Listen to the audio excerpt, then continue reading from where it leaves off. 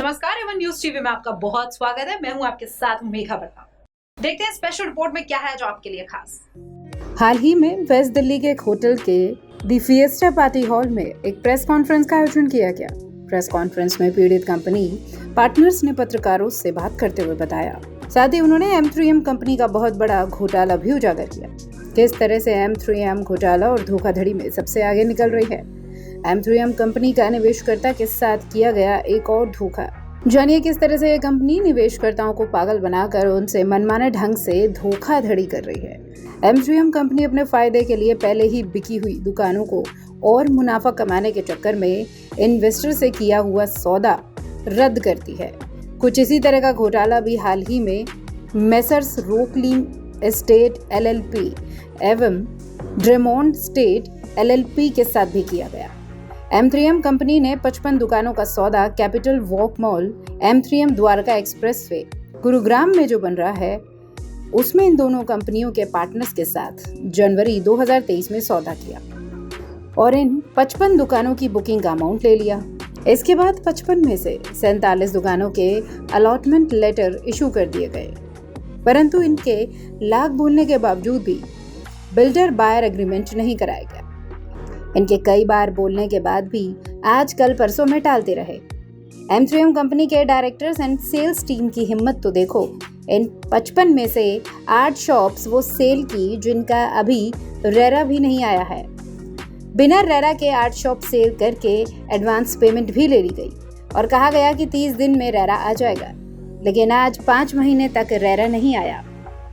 बाकी किसी भी शॉप्स के बिल्डर बायर एग्रीमेंट नहीं किए गए और कंपनी ने बिना किसी उचित कारण के 22 मई को सभी दुकानों का कैंसलेशन लेटर इशू कर दिया, जिसमें बड़ा शानदार कारण लिखा, हमने आपसे बिल्डर बायर एग्रीमेंट बनाने के लिए बहुत बार कांटेक्ट किया, लेकिन आपने नहीं बनवाया। इसके विपरीत 15 और 16 मई को दोनों पीड़ित कंपनी के पार्टनर्स ने बैंक के द्वारा 11 शॉप्स की कुछ 10% पेमेंट पूरी करी और मेल करके पेमेंट की इतला दी और सभी दुकानों का बिल्डर बायर एग्रीमेंट बनाने की विनती की, परंतु कंपनी ने 22 मई को सभी शॉप्स कैंसिल कर दिए और कैंसलेशन लेटर के हिसाब से दिए हुए सारे पैसे जब्त कर लिए। यह लेटर मिलने के बाद दोनों कंपनी के पार्टनर्स ने वकील का लीगल नोटिस भेजा कि कैंसलेशन लेटर को रिवोक कराया जाए और बिल्डर बायर एग्रीमेंट को बनाया जाए, पर यह नोटिस मिलते ही M3M ने ये कैंसिल की हुई शॉप्स मार्केट में आज के बढ़े हुए रेट पर बेचना शुरू कर दिया।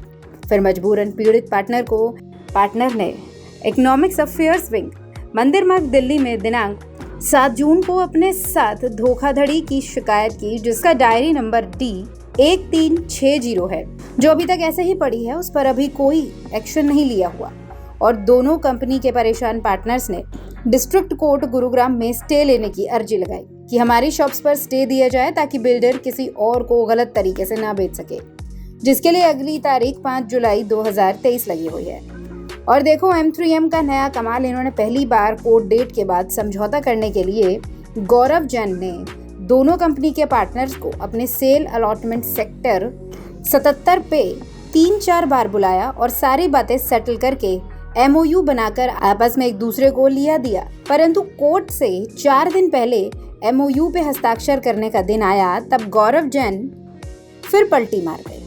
कंपनी के सभी पर्सन परफेक्ट काम करते हैं लोगों को बेवकूफ बनाने का और साफ कहते हैं हमारी अप्रोच बहुत ऊपर तक है, कोई हमारा कुछ नहीं बिगाड़ सकता। कंपनी का सेल करने का इतना अच्छा तरीका है, ये लोग मेगा सेल ऑफर लगा के 3-4 दिन का मेला लगाते हैं और उसमें ये लोग सेल करते हुए बहुत महंगी गाड़ी दिखाते हैं, लेकिन देते हुए बहुत सस्ते रेट की गाड़ी देते हैं।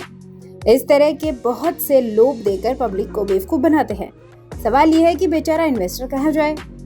राय है इस केस में बिल्डर को आपसी सहमति से बिल्डर बायर एग्रीमेंट तुरंत कर देना चाहिए, बिना किसी कच्चे लालच के, और इन्वेस्टर के साथ गलत नहीं करना चाहिए।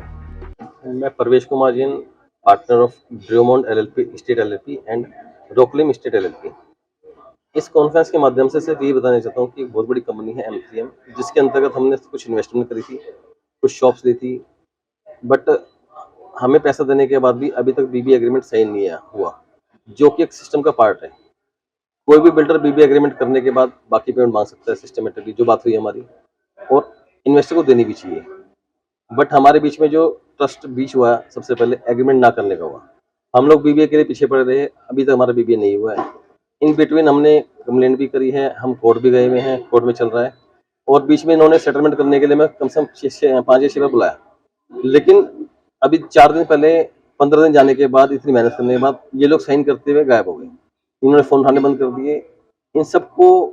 इन सब से बचने के लिए, अपनी दुकानें वापसी लेने के लिए, बीबीए को बनवाने के लिए हमें एक कॉन्फ्रेंस का आज हमने किया है।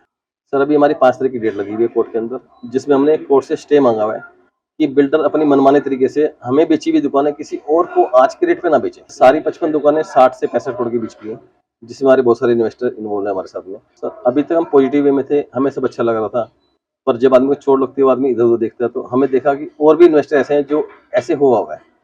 गूगल के थ्रू पता लगा, मार्केट में गए तो पता लगा कि हाँ जी, और भी बहुत से लोग हैं जो परेशान हैं, बेचारे बोल नहीं पा रहे। किसी भी एक दुकान है, किसी भी 2 दुकान है, किसी भी एक फ्लैट है।